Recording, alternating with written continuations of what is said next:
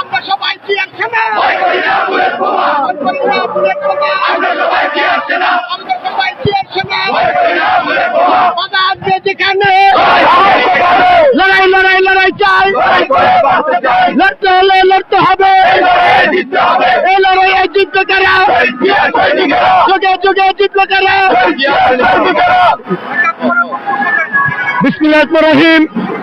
আজকে এই 28 তারিখের তারুণ্যের সমাবেশে আমরা দেশবাসীকে জানাচ্ছি যে আগামীতে আমাদের তারেক রহমান জনতার মেয়র ইঞ্জিনিয়ার ইশরাক হোসেন তাকে নির্বাচন কমিশন কর্তৃক গ্যাজেট আকারে স্বীকৃত মেয়র হিসাবে নির্বাচিত ঘোষণা করার পরেও কেন সিটি কর্পোরেশনে তাকে শপথ বাক্য পাঠ করানো হচ্ছে না, এটি একটি বৈষম্যের শিকার।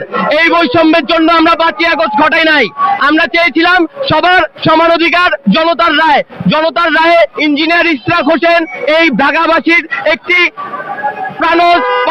প্রাণস্পন্দন। আমরা অবিলম্বে ইঞ্জিনিয়ার ইশরাক হোসেনের শপথ বাক্য পাঠ করাতে চাই, তা না হলে আমরা কঠোর থেকে কঠোর আন্দোলন রাজপথে ঘোষণা করব ইনশাল্লাহ।